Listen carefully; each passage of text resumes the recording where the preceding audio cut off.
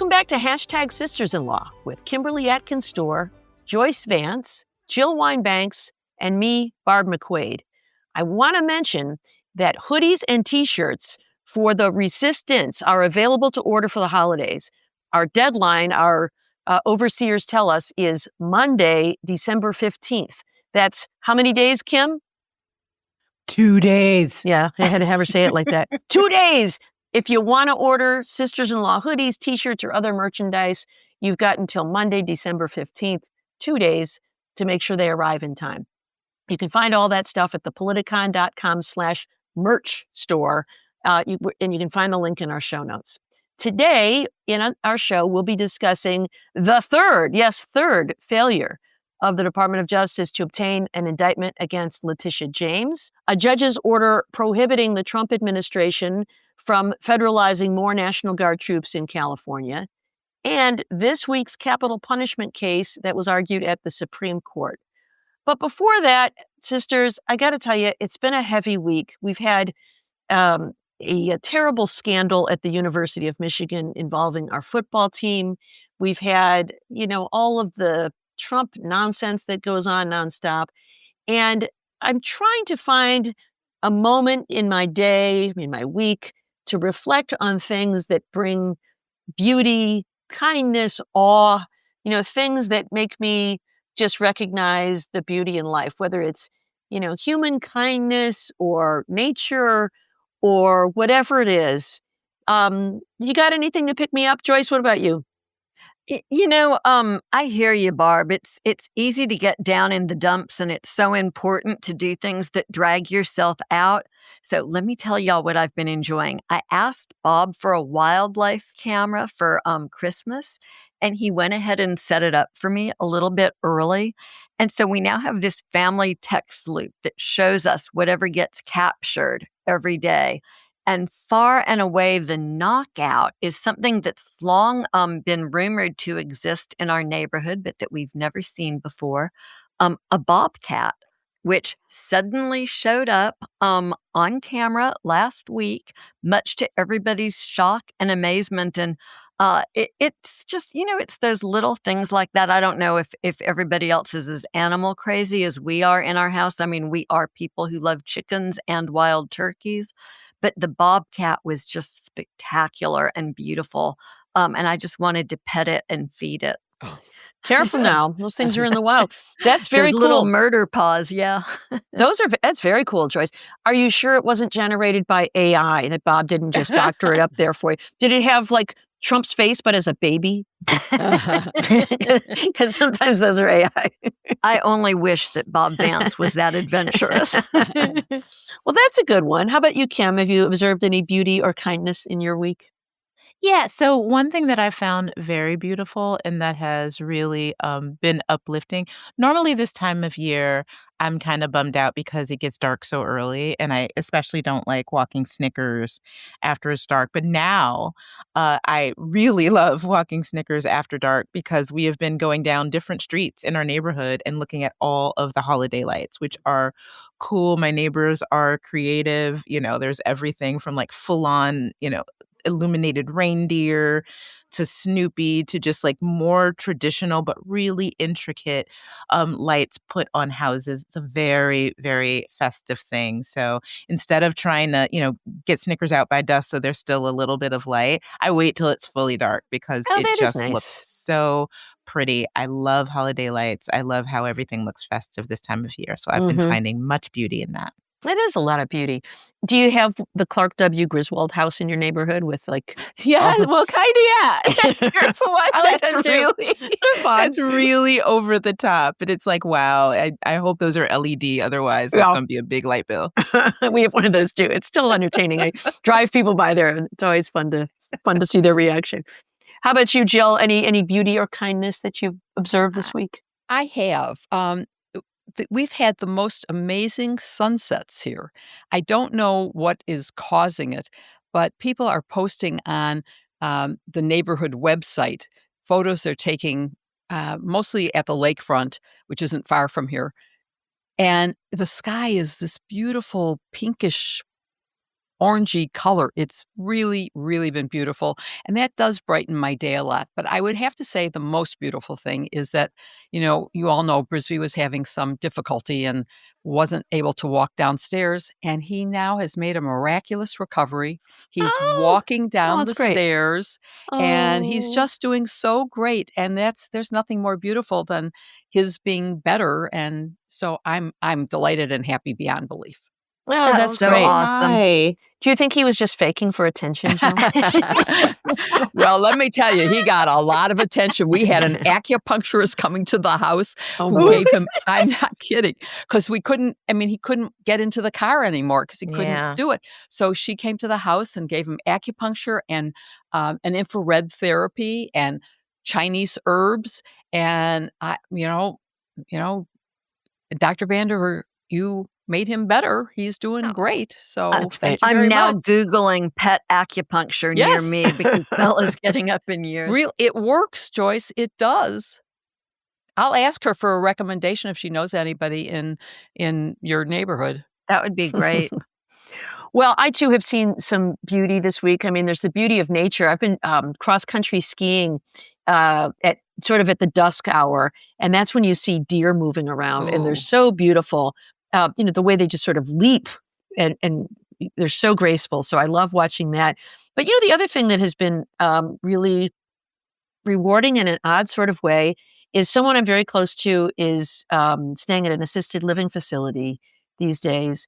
And I have to say, I've observed so much human kindness there from members of the staff and the aides and the nurses, but also fellow patients who take good care of each other.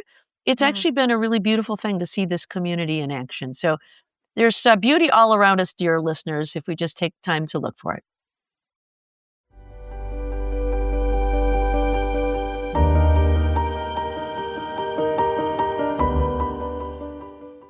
As we move into our cold weather routines, it's the perfect time to add more color to our lives. For some of us, that's bringing out artistic quilts, putting up festive decorations, or customizing our looks with a seasonal vibe with Thrive Cosmetics. After all, little rituals that celebrate the holidays feel good, and that includes updating your makeup look. Whether you're going with a simple, I just need to get out of the house and run some errands kind of routine, or you're going full festive winter glam, Thrive Cosmetics is your go-to for completing any look. Every product is 100% vegan, cruelty-free, and made with clean, skin-loving ingredients that work with your skin, not against it. And that means it's always our go-to. I love everything Thrive makes. Their mascara, lip balm, eyebrow tint, and their brilliant eye brighteners. Their waterproof eyeshadow highlighter sticks made to brighten and open your eyes, giving you a radiant eye look over the holidays. Thrive's foolproof formula makes it extremely easy to apply and blend any of the 32 shades. You can use as little or as much as you'd like to create your own look.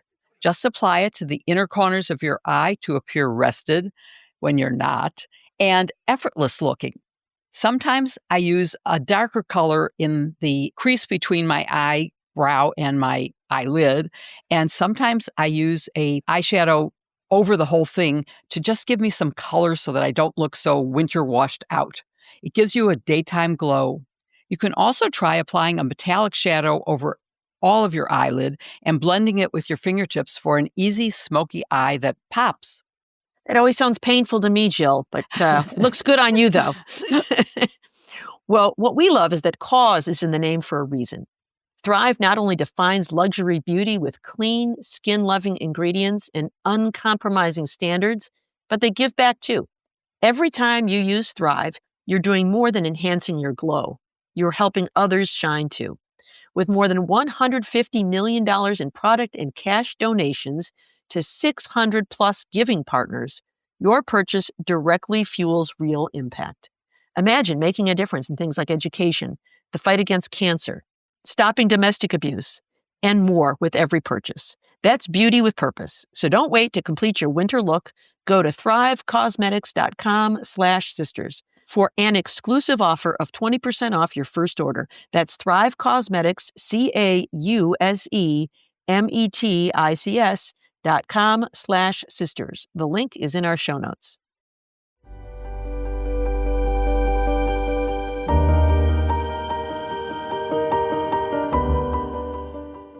Well, you heard Barbara say that the third failure came this week in indicting Letitia James. And so not only is the third time not the charm, but I'm wondering if DOJ is humiliated and tired of losing. They've had a very busy week, and I'm going to start with their list of failures. Actually, I'm going to have to start and finish with their list of failures because, in my view, there have been no wins. They have been losing. Barb, let's talk about that third rejection of the indictment of New York Attorney General Letitia James. It should be humiliating, but I'm not sure they are, because I don't know if they have a sense of shame even. Are they going to try again? Where else could they try? What else can they try? Or is it time for them to just give up? Yeah, we saw this week yet again, a third time, a federal grand jury rejecting a proposed indictment for Letitia James. Really incredible. They went to the grand jury in Alexandria this time. The last time they went and got rejected, it was in Richmond. So it appears, just from what we know, that they just thought, well, let's just shop it somewhere else and see what happens. And it's not flying. And I think one of the reasons it's not flying isn't that, people aren't willing to go after a sitting attorney general. I think it's because what we've seen of the evidence is just that it's baseless. The whole idea is that she somehow lied with the intent to defraud. Remember, you have to prove that the lie was made at the time to get a better rate by claiming she was going to retain control over it, when instead she put it on the rental market. But we now know the facts are that she does retain control over it, that she rents it to a niece and her family, but she still retains control over it. And other documents say that that is permissible for short-term rentals. And so there's just no basis for this thing. And so it's shocking to me, frankly, that they've gone back again and again. I don't know at what point they'll give up because, Trump, he doesn't care about evidence. He just wants his pound of flesh. But I think what at least some of these leaders at the Justice Department are discovering is the system is designed to weed out baseless cases. You have to have evidence. And I think the other message it should send is that when grand juries returned indictments against Trump for retaining documents at Mar-a-Lago and for interfering with the election, it wasn't just, let's go after our enemy and engage in lawfare. They presented evidence to the grand jury. Grand jurors insist on evidence. It's a low bar to establish probable cause, but it's not nothing. And you've got to show that there is probable cause on each and every element of an offense. It's clearly not there for Letitia James, and they really ought to just go away and stop embarrassing themselves. Yeah, it's incredible to me because, of course, the first indictment was dismissed because of the unlawful service of the U.S. attorney.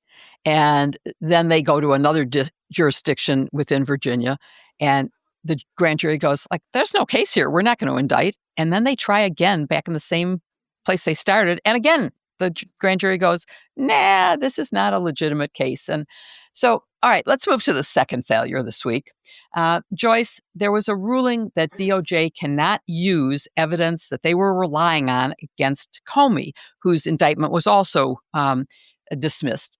Explain why they barred the evidence and why they can't use it. And is it going to be appealed? And what do you predict the outcome of that will be? Or is this finally the end of them proceeding against James Comey? Well, I think Barb's comment is the winner for today, right? This is about distressing people and putting them through the ringer, not about doing justice. So look, on December 6, 2025, the court enters an injunction against the use of some key evidence that the government was relying on in the Comey prosecution. A court in an entirely different area, because this is property that belonged to Daniel Richman, who's Jim Comey's friend, and it was based on his electronic devices that they were obtaining a lot of the evidence that they used to indict Jim Comey the first time. the government explains what the court's order does to the government like this, because they have now moved to go ahead and do away with this injunction. And they write in their pleading, the court's grant of Richmond's request for preliminary relief has effectively enjoined the government from investigating and potentially prosecuting Comey. And my reaction is, yeah, that's what happens when you screw up, and the government screwed up here. Look, if the injunction holds, it's essentially impossible to re-indict a case that would be tough for a grand jury, even if the Richmond evidence was there, because our listeners will recall this is the situation where Comey is being prosecuted for a false statement, and the false statement is, yeah, whatever I said 5 years ago, I stand by, which is, of course, literally true. He still stands by his prior testimony.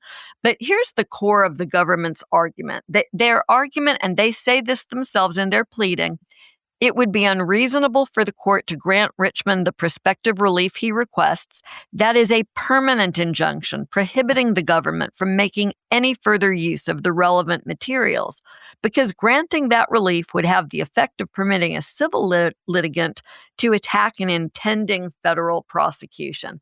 And this is like literally the worst argument that even this Justice Department has ever made, because making mistakes with evidence has consequences. And people whose Fourth Amendment rights are violated have the ability to go into court. Here it's a little bit unusual because Richmond is bringing a civil case years later because the criminal investigation into him has ended. He was actually never charged. But nonetheless, the principle is just the same. He's saying, government, if you're trying to use evidence in an unconstitutional or illegal way, you can't do that. And courts tell both the federal and the state government no all the time when they violate the Fourth Amendment in criminal cases. I mean, this is sort of, I don't want to say FAFO, this is just having consequences for misconduct. So these two examples should be enough to make the Department of Justice slink away in humiliation.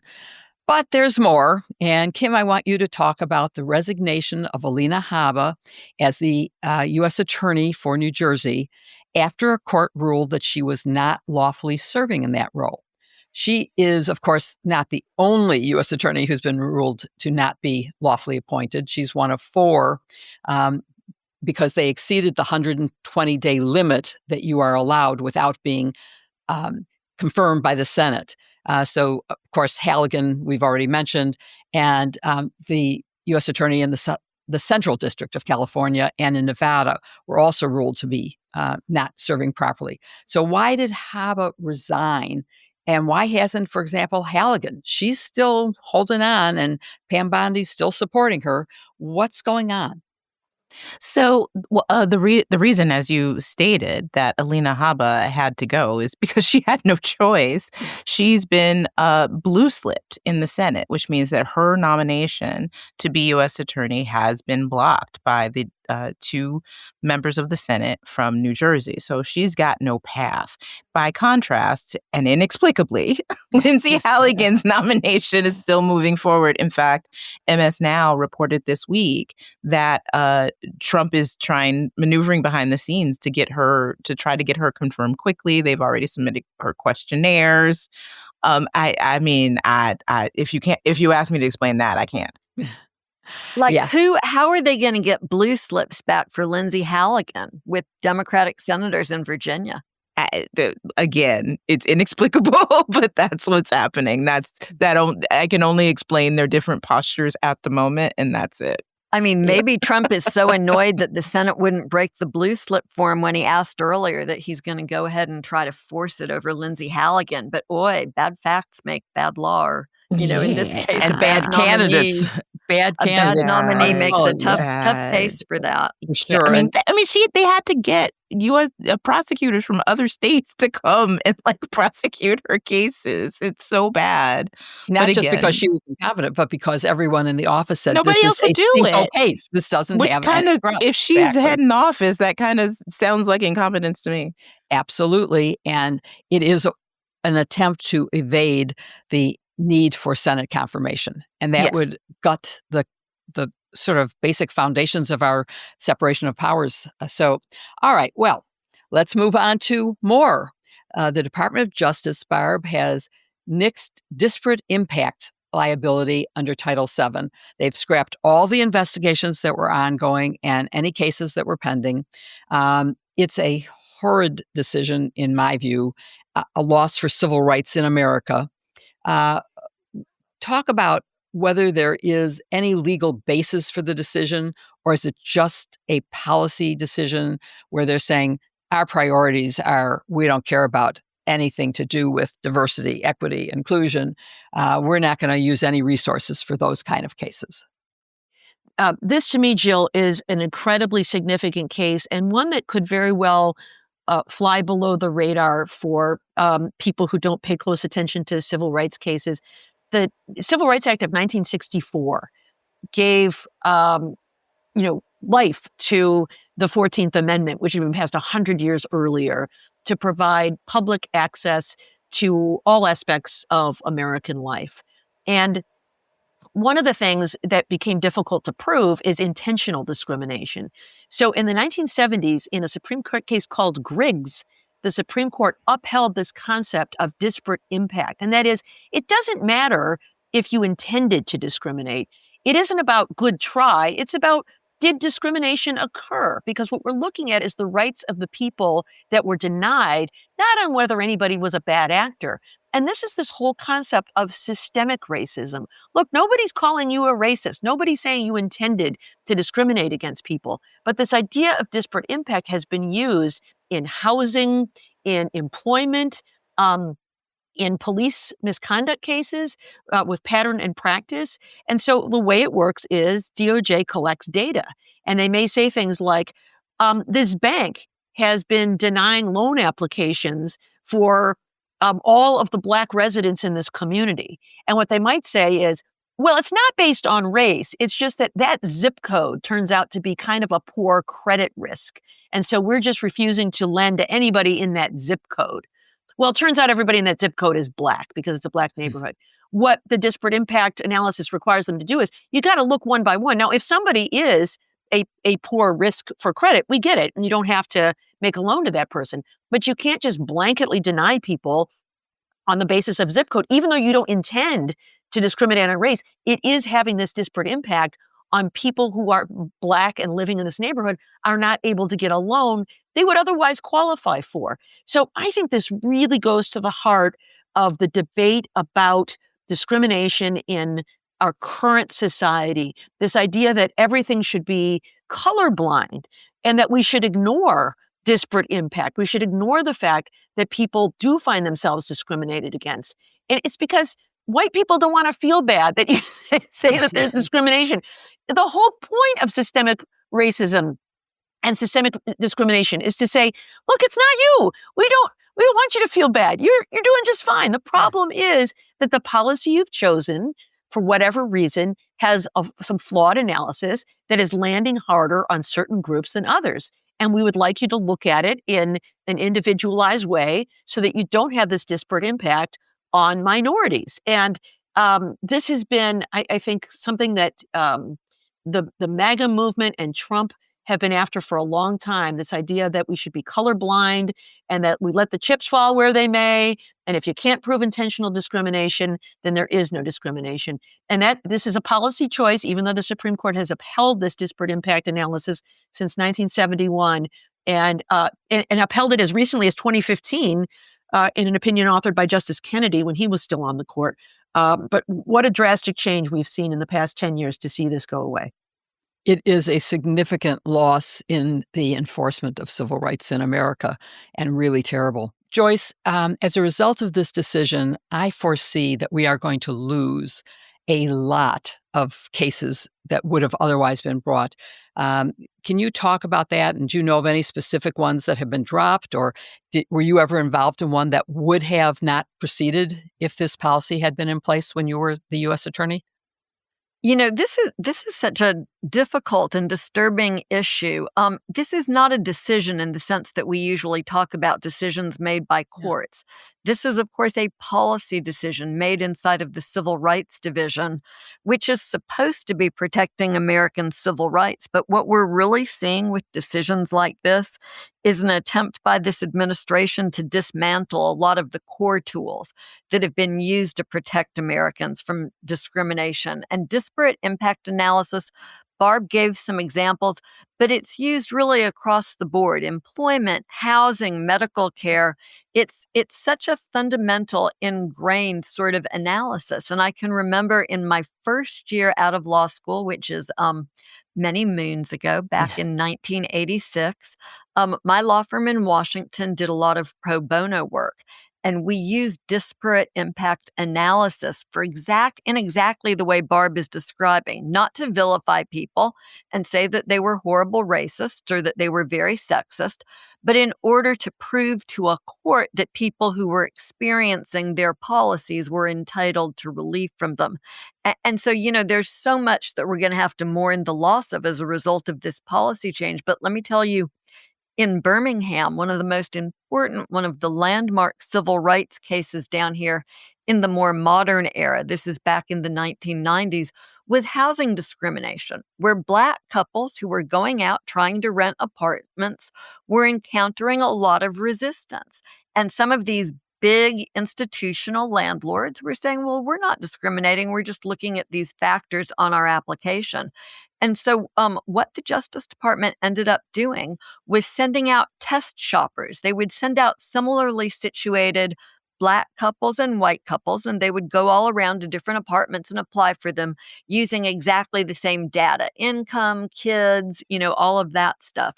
And they found enormous disparate impact for Black people attempting to rent homes. And so there was a landmark, it was not even a lawsuit, there was a settlement which required some of these folks to engage not just in changing their policies, but also in establishing a housing group in Birmingham that worked as an advocate for people who were struggling to find housing, that worked with businesses and with the real estate agencies, and has done and continues to do some really remarkable work. So the loss of our ability to use this kind of disparate impact analysis, it's bad for cases, but it's bad for communities that have problems that they need help fixing. And that, unfortunately, is the legacy of how this Civil Rights Division is being run under this administration. And Kim, there's still yet another bad thing that happened with justice. Sort of the poster example of cruelty and the lack of legality in Trump's immigration roundup is that Kilmar Abrego Garcia was just ordered released from immigration custody after being detained for nearly 4 months, according to the judge, quote, without lawful authority, and after repeated threats to deport him to a variety of countries, some of which I know Donald Trump doesn't even know what continent they're on, for sure. And so the question is, why was he ordered released now? And where was he released from? And what are the restrictions on him? And lastly, I want to throw in, what about the pending criminal case against him in Kentucky? So recall that Kilmar Abrego Garcia was first illegally deported because he had an order protecting him from being deported to El Salvador, where his family is from. He came to the United States because his brother is a citizen, and he came here and received an order to protect him from being deported back there because his life was in danger.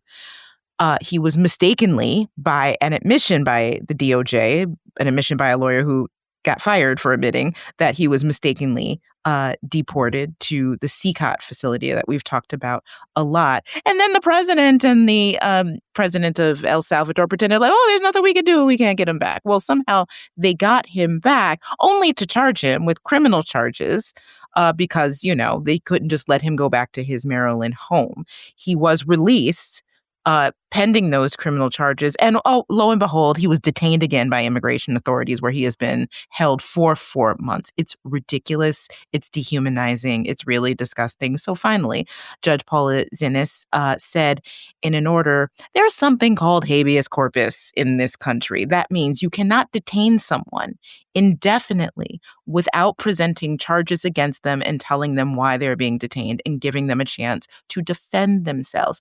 And the government has not done this. There has been no deportation order in the time that he's being held. And Judge Zinnes said, enough. You have to release him, and at least until there can be a hearing conducted on his motion for a temporary restraining order, which he filed in order from being deported again. It's a big legal mess. But at the end of the day, he's being made an example of. This man who was living with his wife, with his children, in Maryland, minding his own business. He has been being made an example of by this administration, who believes both that it's a politically winning message to keep harping on immigrants as if every single one of them, just by nature of them breathing air, is a danger to this country. It's horrible. It's racist. And also, I believe that the president is a true believer in this. I think this is something that he's doing in his heart, not just to help the Republican Party. Either way, it's really gross. And I really, really hope that this is the beginning of still a long path ahead, which includes that criminal charge, but the beginning of a path toward justice for him.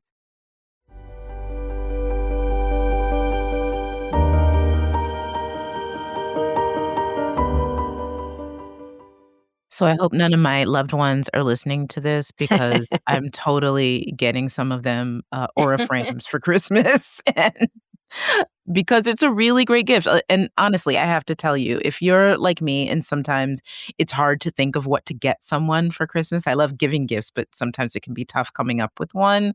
And you don't want to be the person who just, gives a gift card, and, that might feel a little lame. I highly, highly recommend aura frames, because think about it.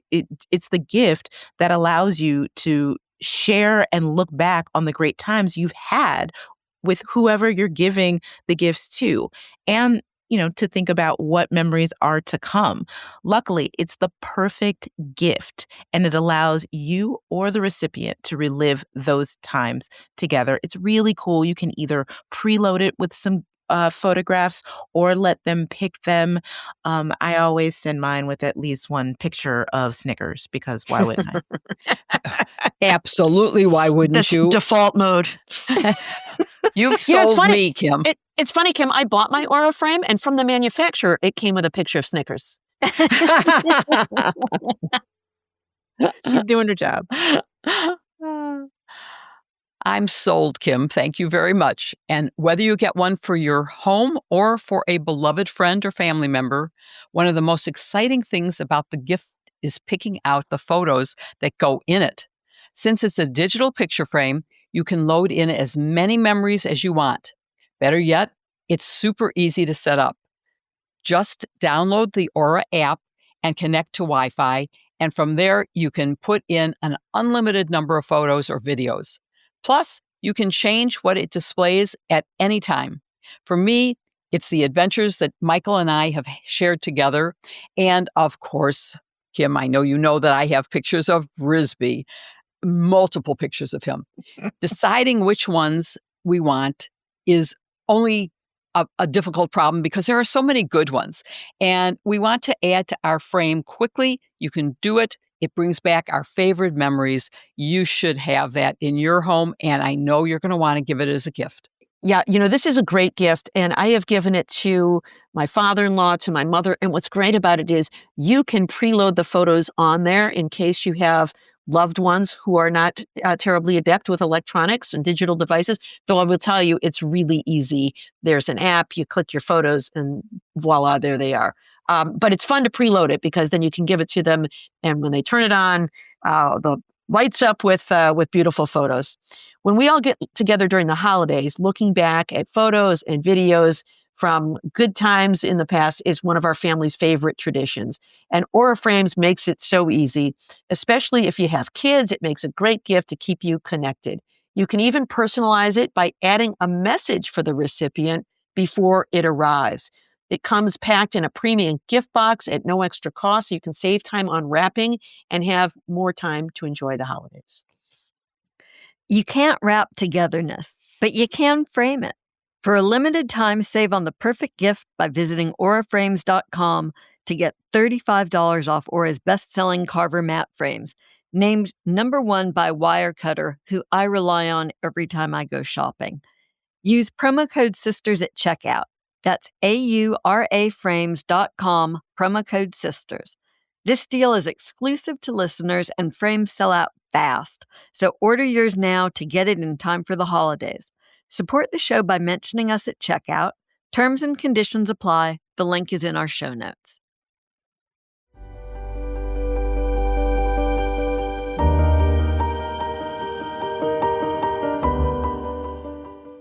When I was thinking about the upcoming holidays, there were a lot of people to do some shopping for. Luckily, this year it didn't take long. I decided to give some of my friends the gift of glow with Osea Malibu's Undaria Algae Body Butter, but I made sure to get some for myself too. Actually, I got a lot for myself. It's in my bathroom. It's also on my desk because I like to use it on my hands. It's one of my favorites in winter because every time you apply it, you get a skincare experience that summons the best of a warm, beachy California summer, even in the middle of a dreary Alabama winter. Not only is it rich and ultra nourishing, but after you put it on, you'll be enjoying how it leaves your skin feeling soft and smooth for days. Amazingly, it delivers up to 72 hours of hydration thanks to its unique ingredients featuring Undaria seaweed, shea butter, and ceramides. And I have to say, the air has been so dry since it's gotten cold. I literally have been living in the lotions and the body butters. It's a powerful combo that's clinically shown to visibly improve texture and firmness after 4 weeks of use. It's revolutionized my routine, and I feel so vibrant after using it any time of day. It's the perfect antidote to the dry, crepey skin that comes with December winds or baking under the heater or being under a blanket, where you can usually find me. This is one of the few products that my husband actually liked the fragrance of so much that he wanted to try it. He does not use any creams. He now is obsessed with this. He loves Osea Malibu. And I personally can't get over how it manages to be as ultra rich and creamy, but still absorb very quickly into your skin. Plus, it has the same beloved all-natural fragrance of their Undaria Algae Body Oil. As soon as you apply it, you're surrounded by the aroma of uplifting grapefruit, lime, and cypress, combined with the sweet notes of mango mandarin. If you want a tip from the pros, you can layer it over Osea's hyaluronic body serum to maximize your skincare results.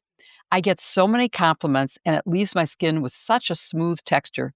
It feels really good to apply, and every time I do, I'm transported to the coast, even if I'm stuck in Chicago's winter.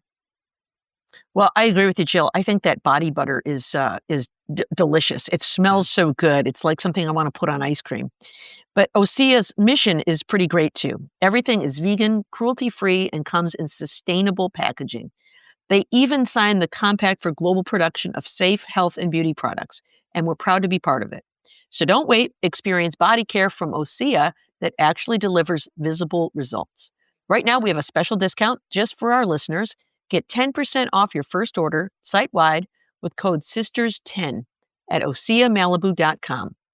That's OSEA Malibu.com, code SISTERS10. The link is in our show notes.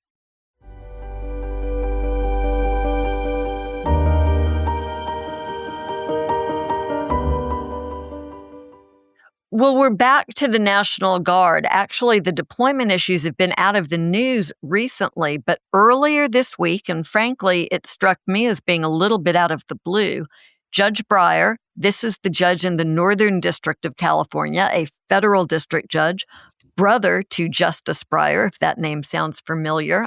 Mom and Daddy apparently didn't raise any stupid babies in that household. But Judge Breyer issued a preliminary injunction prohibiting the government from federalizing additional troops. Jill, was this as out of the blue as it seemed? I mean, when you looked a little bit more closely, maybe there was reasoning for it. Can you talk about the reason that he ruled now and help us understand the very complicated procedural posture of this case? Sure, but first, in full disclosure, I have to say that Judge Breyer is a former Watergate colleague of mine and is a friend who I admire and enjoy. And I think everyone's going to enjoy the first lines of his opinion in this case. So I want to read it because then you'll see why he's not only smart, but he's funny. He says, "The founders designed our government to be a system of checks and balances. Defendants, however, make clear that the only check they want is a blank one." And he goes on from there about why this is so horrible that they are trying to do what they are doing in using the National Guard as a national police force. And to understand why a case that actually started in June and was supposed to be a TRO for a limited number of days, as all TROs are, is back in the news again, and why there's more activity on it. So you wrote a fabulous Substack on this, and if anybody wants the true in-depth details, they should go look at that, and we will, of course, put it in our show notes so that everybody can see it. But just let me give sort of a timeline of why all of a sudden we're hearing this again. In June, there were some protests, June 6th, and the next day, Trump issued a memorandum that said, I'm going to use the National Guard. And Newsom, who's the governor of California, immediately filed suit. On the 8th, on the 12th, Judge Breyer issued a TRO saying, for 60 days, you cannot deploy National Guard while we consider the merits of this as to whether you have the power to do it. And then the en banc circuit for his court said, no, we're going to leave the pause in place, and there's going to be a really, what I would call, low standard of how we're going to evaluate whether this is proper. And we're going to say, if there's even a colorable assessment of facts and law within a range of honest judgment that could justify the statement that the federal government cannot protect the federal law without this extra help, then we're going to let it stay. So that was, again, we're still in June. Then in August, Trump filed another order trying to federalize the Guard again. And then it gets to September, and California asked for a preliminary injunction. And at that point, Judge Breyer looked at it and said, it's already on appeal from the first thing, and so I'm not sure if I have jurisdiction. So he let nothing happen. He didn't take it on. And that was, as I said, that was September. Now here we are in December, and all of a sudden we're getting an opinion from him. And it's confusing, I know, too. Even if you go through this carefully, is this on the first deployment order or is it on the second? And basically, in the interim, the court said, you do have jurisdiction, Judge Breyer, because the second one isn't part of what we were considering. And so he then took up that case and issued this order saying, you can't get out of here. You can't use and create a national police force using the National Guard. This is really the best skill that I learned in law school. And as a prosecutor, it's the ability to put stuff onto a timeline, because none of this really makes sense until you see it on the timeline and you're able to understand, he is, and this whole idea of injunctions, right? And Barb, I want to talk with you about that. But these injunctions, which are just early preliminary motions, Judge Breyer isn't resolving the substantive issues in this case. That could take quite a period of time. This is just about what happens while that litigation is underway. And so, Barb, can we talk a little bit about the substance of the judge's ruling? Jill has touched on it, but what is he actually deciding here? Yeah, so this was a motion for a preliminary injunction filed by the plaintiffs, the state of California, Governor Newsom. And what they're arguing is that there's, brand new harms now occurring because the National Guard members are violating the Posse Comitatus Act. That is the law that says the military may not engage in ordinary law enforcement activities. And so if they want to do, federal support activities like sandbag for wildfires, those are the kinds of things they can do. But what they can't do is do police stops and seizures and collect evidence. That is law enforcement activity. And so the court did what it does when there is a motion for preliminary injunction, and that is look through 4 factors. Is there a substantial likelihood of success on the merits by the plaintiffs? He looks at the interests of each of the 2 parties and the likelihood of irreparable harm. And looking at all of those factors found in favor of the plaintiffs, because after all, if there is any harm to be done here, it's going to be to the communities or the individuals who are arrested or questioned or stopped or detained by these officers who have no legal right to do that. And so this is, as we said, a preliminary injunction. So a preliminary injunction is, as its name suggests, it's preliminary. Typically, there will then be a trial that follows so that a court can have more fact-finding, actually look at evidence. This is usually done on briefs and in fairly short order. So Judge Breyer did issue a stay on his decision to give the Trump administration an opportunity to appeal, and the deadline he gave them was Monday, December 15th. How many days is that from now, Kim? 2 days. 2 days. But in fact, they've already appealed, so the Ninth Circuit Court of Appeals will have to sort it out. So, I think sometimes we skip over and use these legal terms that we've used time and time again. And Barb does a nice job of laying this out in her answer. But there are different kinds of injunctions, which are just when a party goes to the court and says, hey, can you please get this other party to stop doing that while this litigation is underway. So sometimes there are just these very early temporary restraining orders that sort of just last long enough for the court to figure out what's going on. Or there can be preliminary injunctions that can last longer, even up to and including trial. And then often you'll see courts that will issue permanent injunctions, which will mean the party that's being complained about, they can't do it forever. Their time to do that is over and done with. For instance, just to go back to our earlier topic, right? You might see a permanent injunction to prevent a party from using a practice that had a disparate impact on Black people or women or a group like that. And so this can get very confusing. But it's incredibly important, this case, both for the reason that Jill points out, the language that Judge Breyer uses, which, although, it's a good lead, right? In some ways, it's very amusing hearing him talk about the government just wants a blank check, but the underlying topic is deadly serious. Yeah. In so many ways, this is about Donald Trump trying to profoundly change the way American society conducts itself. And so, Kim, it seems to me like sometimes these cases get stuck in that procedural quagmire of injunctions. Trump does something crazy. He claims he needs National Guardsmen to help him protect ICE offices when there are no longer violent protests going on, and the state here, California, tries to get a temporary or a preliminary injunction to keep him from doing that. And then it takes the courts a while to get to the substance of the matter. But can we just try to cut to the chase and talk about the stakes here? Why does Donald Trump want to keep the state National Guard troops under federal control when, as Justice Breyer says in his opinion, there's no longer anything going on, right? Like early on when Trump federalized the Guard, there was maybe a little bit of brief protest going on, right? But that is no longer happening.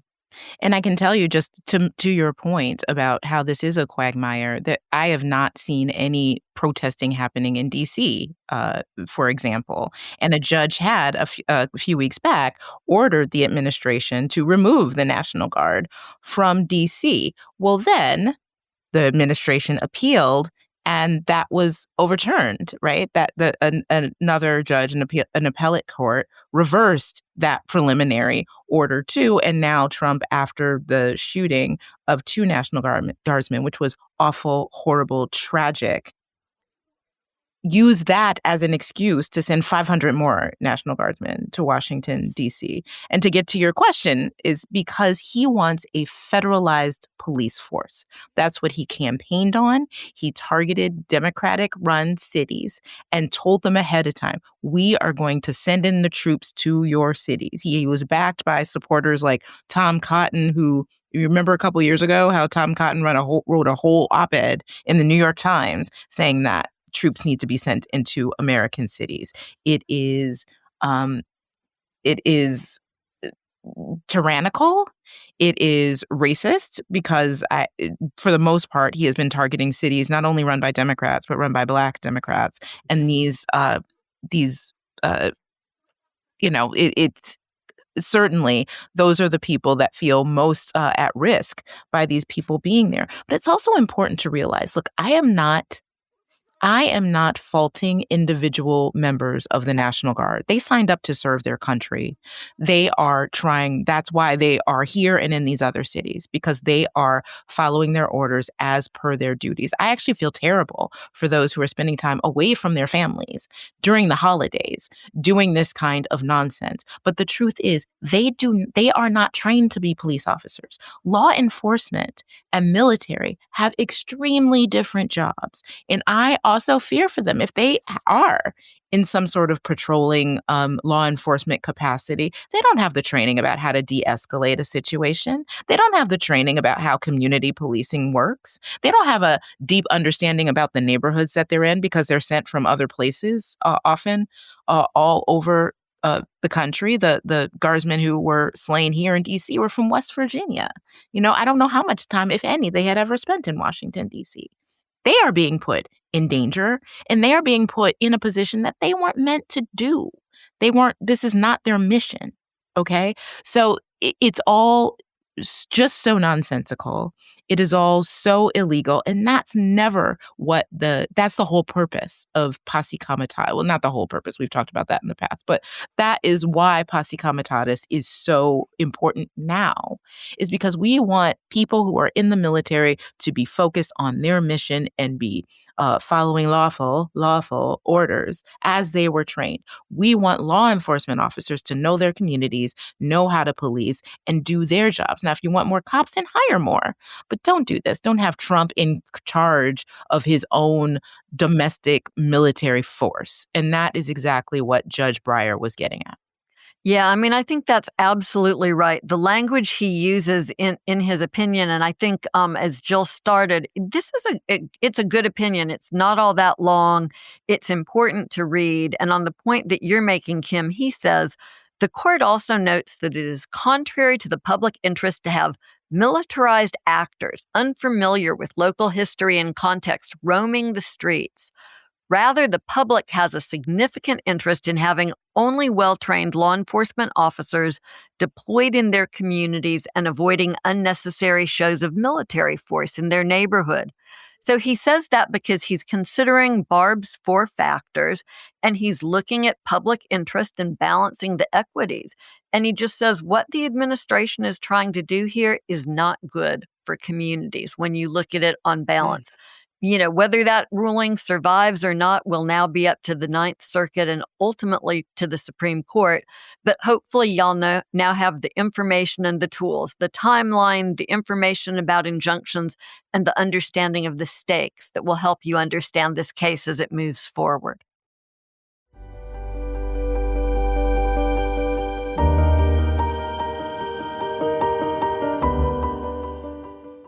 I was not shocked to learn that most of us are eating a credit card's worth of plastic every week.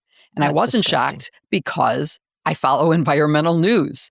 But not everybody knows that. And it's not on purpose that we're doing it, but it's still gross.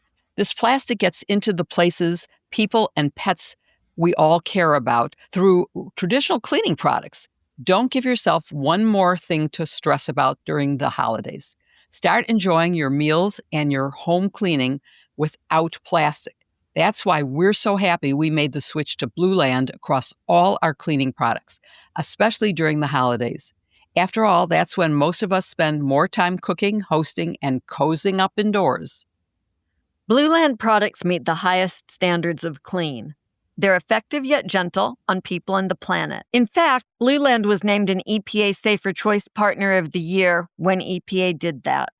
From cleaning sprays and toilet bowl cleaner to dishwasher and laundry detergent tablets, Blueland's formulas are 100% microplastic free, made with certified clean ingredients, free from chlorine, bleach, and harsh chemicals.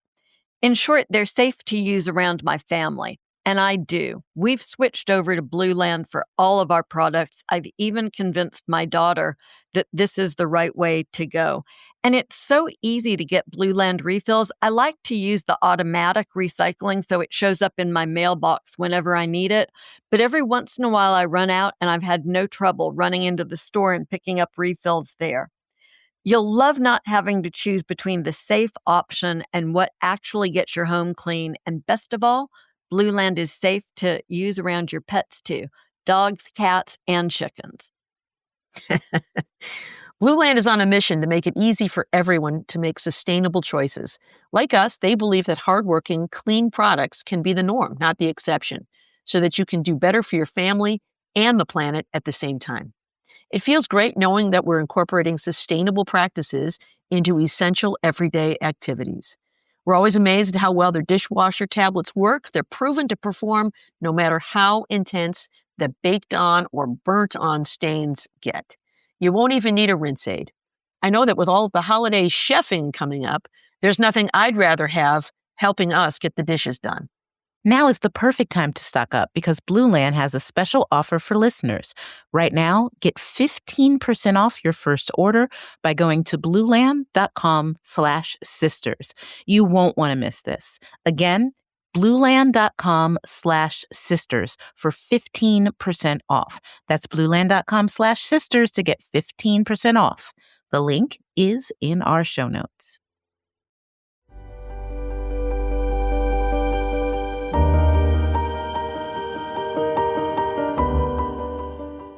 Supreme Court precedent has long held that people who have intellectual disabilities cannot be sentenced to the death penalty in criminal cases.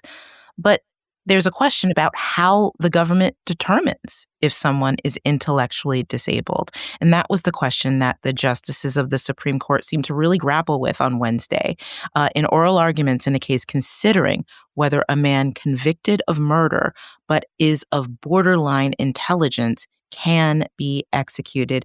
Joyce, this case is out of Alabama, so I'll start with you. Tell us about what the Supreme Court has said since that seminal case of Atkins v. Virginia, no relation, that sort of set that standard that people with intellectual disabilities can't be executed. How do we determine if someone has such a disability? Do they just simply take an IQ test? You know, have you ever noticed that all the bad cases come from Alabama? I mean, it gets a little bit old and wearisome. Hey, at least it's not Florida, man. Yeah, true. Well, look, here's how this works. Since Atkins versus Virginia, the Supreme Court has said that states can't use rigid IQ cutoffs, like they couldn't say 70 is the cutoff for intellectual disability claims. They have to account for IQ test margins of error, like plus or minus 5 points, and they have to consider other evidence like adaptive deficits. There's a case called Hall versus Florida, speaking of Florida man, from 2014. And one 3 years later, Moore versus Texas. And they reject states that were using bright line rules and emphasizing holistic medically informed assessments. So essentially here the court has said, you can look at raw data and raw scores, but there has to be some individualized assessment of these people's situation. All right. So with that in mind, Jill, tell us about Joseph Clifton Smith, who's the defendant in this case, and what the lower courts determined. And do you agree with that outcome? So I think it's really interesting. And this case, I'm thinking, because of everything that's going on, is not getting the attention it deserves. He was someone who has spent more than half his life in prison. He's now 55, but he went to prison for the first time when he was a teen. He's appealing because the lower courts said he couldn't be executed based on an overall look at him. And now the state is saying, no, He passed an IQ test. He had between 70 and over 70, so therefore he's eligible. As a child, he was physically abused by his father and stepfather. He struggled in school. He dropped out when he failed 7th grade and 8th grade, so he dropped out after finishing basically 6th grade. He had been assigned to a special class for students with intellectual disabilities. And it's a really sad circumstance here. He did murder somebody, and nobody is challenging the facts of the crime itself. He also took the boots and tools of the person he had killed and pawned the tools. So that's who he is. And I have to say, I live in a state that does not have the death penalty. I do not approve of the death penalty. When I was the Solicitor General of Illinois, I told the Attorney General I would never argue a case against abortion or in favor of the death penalty. Those were my personal things that I wouldn't do. And so I certainly think that when we're looking at determining intellectual disability, that the previous opinions that say we have to look at everything, which would include how you have adapted and survived in society. And we would see clearly that this person, this Mr. Smith, is intellectually disabled, and that it would be cruel and unusual punishment under the Eighth Amendment to execute him. So, yes, I agree with past opinions. I do not agree with Alabama in this case. I agree with Smith's lawyers. Yeah, and even in that lower court decision, Jill, the judge acknowledged that it's a close case. Yes. And the just by its very nature, it's something that everyone involved in it really have to wrangle with. And you saw that playing out during arguments Wednesday with the U.S. Supreme Court, where the position of Alabama was, look, he's never scored below 70 on an IQ test. He's taken various ones, and there have been various scores, I think between like 71 and 75 or something like that. But he is clearly disabled. And so the justices were like, well, what do you do? Like we can order, this case remanded down and require Alabama to consider more evidence. But, that doesn't mean that they're going to accept it, that it's going to be, make a difference. And how do we draw new lines here? You could see all of them across the board really struggling with that. And so, Barb, that brings me to the stakes here. In addition to the Eighth Amendment, which Jill mentioned, what are some of the other considerations? And why should our listeners care so much about this case? Well, I think that the way we treat the least of us is a reflection on society. And certainly somebody who commits a murder is somebody who needs to be held accountable. But whether that results in that person's death, I think requires a careful analysis of who we put to death. Do we want to put to death people who are so mentally disabled as to have difficulty functioning in society? The Eighth Amendment, as Jill mentioned, prohibits cruel and unusual punishment. In this case, the state of Alabama and the Trump administration have filed a brief in support of their argument.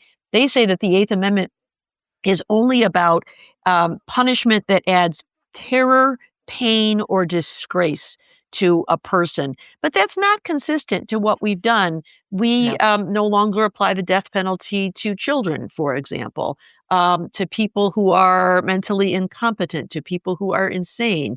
And so intellectual disability seems to be something that is consistent with that kind of precedent. But then, of course, where do we draw the line? Alabama and the Trump administration say that we should show great deference for state sentences and presume them to be legally valid. And they also say that, using these test scores is what's best. It's kind of like polling. The Solicitor General, John Sowers, said, it's like polling. It's good to, get a mix and then, look at the average, and then you can be pretty consistent and rely on that. Boy, the stakes here are not about polling. It's not about a political horse race. It's about a matter of life and death, somebody's life. And what they say is the plaintiffs, or Mr. Smith, says you shouldn't just look at these numbers. You should look at other factors, including expert testimony. And in response to that, the state of Alabama and the Trump administration say psychiatry is not an exact science. Right. Oh, my God. We're really better off just with this, mix of numbers. And then if long as you're, consistently, he hit 78 one time. That's pretty high. So, good enough. And I think when you think about the stakes, this man's life could be ended. But it also is, what kind of society we want to be and how we interpret that ban on cruel and unusual punishment. And so I think the stakes are high for all of us. I've never been a prosecutor. Have you guys ever had to deal with a case that dealt with a defendant with a disability and that it changed either your charging decision or your sentencing recommendation? So this is sort of inside baseball, but during the Obama administration, pretty much every new attorney general will issue a charging and sentencing memo of their own. And the traditional wisdom at DOJ doesn't really change very much. I mean, maybe that's the dirty little secret. No matter who's in charge, typically you're going to charge the most serious, readily provable crime. But something that I appreciated very much about the guidance that we had during the Obama era was that the guidance was usually you will charge the most serious, readily provable crime, but you should also consider individualized circumstances. And so we had a series of cases in my district involving people who were veterans. And in fact, we allowed PTSD and other personal issues that they faced to inform our analysis when it came to sentencing. And I think that that's the right thing to do. You have to be very careful because uniformity is a virtue in criminal sentencing, and you want people who commit similar crimes to receive similar sentences, but also and particularly when someone has been damaged as a result of serving their country, you do need a mechanism that allows you to take that into account. It's a good lesson in humanity that should also come with criminal law.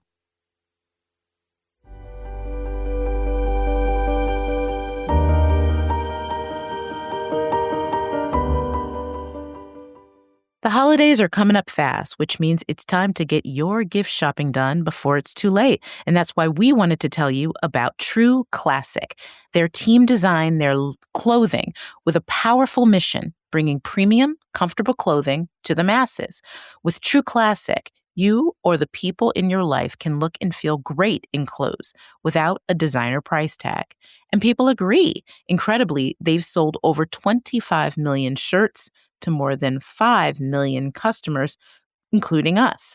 But don't just take our word for it. They've earned over 200,000 five-star reviews, and I bet you or those you gift will join them. Yeah, the fabric is so comfortable. You won't have to worry about seeing your loved ones in shapeless, baggy t-shirts. Mine have their faded 10-year-old favorites, of course, but it's time for an upgrade. And when you get them for yourself or as a gift, you're giving them more than a great addition to their wardrobe. You're giving them the perfect way to show up feeling confident, pulled together, and ready to take on the day. That's why we strongly recommend True Classic for holiday giving. Their clothes look amazing, feel even better, and now they're available for the whole family. So whether you're shopping for your partner, your dad, your brother, or yourself, you'll find fast favorites that will get worn again and again. True Classic fits where it should, feels incredible, and won't break the bank. Every tee has a polished, tailored look on top of comfort and affordability. I've even gotten them for my sons. They look really great. It's a cute t-shirt, a nice fit on the guys, but I'm so delighted to find out that he and I can now have mother-son t-shirts, sort of like the cute dresses I used to do with my daughter, only different, because they've launched a woman's line. The tank tops are fantastic on active days, but their sweat set is my favorite. It's really comfortable and just perfect for winter cold. Thanks to True Classic, it's so easy to dress up or down depending on the day, and we know you'll love them too. Skip the stress and the overpriced designer stuff. Give comfort, give confidence, give True Classic. You can find them at Amazon, Target, Costco, and Sam's Club, or head to trueclassic.com/sisters to shop the perfect gifts for everyone on your list. The link is in our show notes.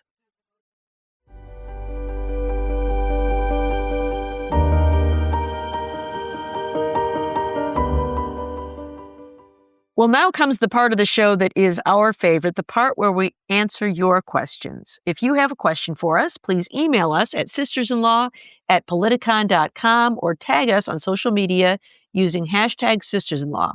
If we don't get to your question during the show, keep an eye on our feeds throughout the week and we'll answer as many of your questions as we can. So our first question comes to us from Randy in St. Paul, Minnesota, who asks, you mentioned that Alina Habba and Donald Trump were fined for their frivolous lawsuits. What happens to the fines imposed? Is the defendant and his or her attorney made whole for their expenses or fees? Jill, you want to take a stab at that one? I do. And I was really happy that that question was asked because I think people don't really understand the consequences of frivolous lawsuits or what happens to the money. And in general, it is compensatory. You are ordered, if you are found liable for having filed a frivolous lawsuit with no legal or factual basis, you have to reimburse the other party for their legal expenses, and you have to reimburse the court for its waste of time. So you can be fined for the full amount of any lawyer's fees that the other party had to pay, and the court makes an assessment of how much time was spent in the courtroom with this case. And the case we were referring to, where it was Alina Habba and Donald Trump, are fined almost $1 million. I mean, obviously, that's a case that went on way too long, and the legal fees were quite high. And so a large part of that was for legal fees, but some of it will reimburse the court, and it will go back into court funding. So that's what happens to the money, and it is a good way to prevent future bad behavior by lawyers.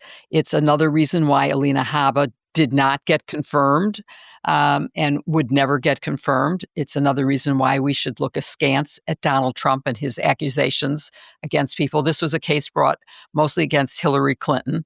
And so I'm very happy with the outcome. All right. Our next question comes to us from Greg, who asks, if Democrats win the midterms, do you think articles of impeachment will get filed against Trump? Maybe led by Jack Smith's new law firm. Kim, what do you think about that? Well, first of all, I would say, honey, you could have just asked me at the dinner table. You didn't have to write into Is this your Greg? All right, I'm going to assume this is not my Greg. This is a different Greg. So yeah, this is an interesting question. So first, I'll answer the second part of it with my legal analyst hat on, which is, would Jack Smith's new law firm lead an impeachment against Donald Trump? The answer is no. Impeachments are brought and led by members of the House of Representatives who put on a case, and then the case is sent. It's tried before the Senate, who votes whether or not to convict on the articles of impeachment. If you recall, last time it was people like Adam Schiff and Congressman Jamie Raskin who led the impeachments against Trump before, not private attorneys. So Jack Smith will have nothing to do with this. Now, to the first part of your question, if Democrats win the midterms, will articles of impeachment get filed? I'm going to put on my political analyst hat to answer that. And I will say, in my opinion, based on what the energy we have seen so far from House Minority Leader Hakeem Jeffries, the answer is no. The answer is no. There's not going to be articles of impeachment unless Democrats win in the midterm, retake the House, and there is a leadership change. I do not expect that, even though there ought to be. I think also, let's talk about Pete Hegseth in there. If we talk about impeachment, these are the things that should be happening. This is what the Constitution provided for. But so far, there has been no appetite among leaders, Democratic leaders in the House to do that, which I think is a travesty. Hey, Congress, you up? Exactly. That's what I want to say. All right. Thank you, Kim. And our final question comes to us from Bill in Glendale, Arizona, who asks, if the Supreme Court sides with Trump on birthright citizenship, does the ratification process have to be followed on the change to the 14th Amendment? If not, is this a new power for the Supreme Court? Joyce, what do you think? This is a great question. I really like this because, of course, we know that there's this very deliberate process that the states have to go to if they want to vote to change the Constitution and amend it. But that doesn't apply in a situation like this where the Supreme Court is interpreting the law. And so one of the arguments that Republicans are making to justify ending birthright citizenship, and let me just say at the outset, I think this is a stupid argument. I don't think it flies. We've talked about it on the podcast, but they're making this claim that people who are in the country are not here and subject to the laws of the United States, which, of course, under the Constitution is a requirement for birthright citizenship, that your parents be subject to the laws of the United States. And that's meant to exclude, for instance, foreign diplomats' kids from getting automatic citizenship because their parents are actually immune and can't be held responsible in criminal actions. But of course, as we know all too well from every time we open the internet, people who are here without legal immigration status are very subject to the authority of the United States.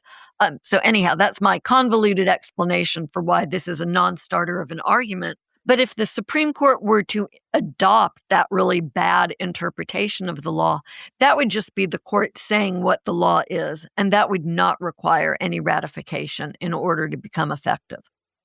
And can I just add, and I'll put a link to it in the show notes. I know a lot of people, when the court granted cert, agreed to review this case, were really nervous about it because the Supreme Court tends not to take up cases that they just affirm. And it was Trump lost below. And, as I often say, we never know what this court's going to do. I wrote a column this week saying I honestly don't believe that the court is going to rule that Donald Trump can decide who has birthright citizenship. This is something that even conservative legal folks are not. Totally agree with you. It's a great column. We should include it in the show notes. The Supreme Court just wants to have one case where they can go, look, we're not in the tank for Donald Trump. We ruled against him on birthright citizenship. Exactly. But I just, there is no way that they can upend all of, talk about reliance issue. There's no way that they can upend the very clear and unambiguous interpretation of the citizenship clause. So that there's a lot to worry about right now. I would not put that in your basket of worries. Of course, girl, we both said the same thing before the presidential immunity case. We did, did we? So, listen to us at your own little peril. Asterisk, but I think you're dead on the money here. Well, thank you for listening to Hashtag Sisters-in-Law with Kimberly Atkins Storr, Joyce Vance, Jill Wine-Banks, and me, Barb McQuade. Follow Hashtag Sisters-in-Law wherever you listen, and please give us a 5-star review. It really helps others find the show. Don't forget to get your Hashtag Sisters-in-Law holiday goodies at politicon.com/merch. Remember to order by December 15th. How many days is that, Kim? 2 days. To make sure they arrive on time. And please show some love to this week's sponsors: Thrive Cosmetics, Aura Frames, Osea Malibu, Blue Land, and True Classic Teas. The links are in the show notes. Please support them because they make this podcast possible. See you next week with another episode. Hashtag Sisters-in-Law. I have just discovered that you can get a menorah that's like a dinosaur with the candle holders going down its back. God. One of my kids just sent the picture to me and it popped up. And I'm entranced. It's a poly-resin dinosaur menorah. You can get it in gold or you can get a green realistic dinosaur. Mind blown. Does it come? I just had to share does it come as a chia pet? Joyce, I was not aware that there were any dinosaurs in Jerusalem. I mean, maybe this is like the evangelical version of Jewish history or something. But I'm going to send y'all I'm so sorry. I didn't mean to interrupt or interfere. I'm just completely blown away by this. For Y'all that, are going to die. The world does need to stop to recognize that. I think that's worthwhile.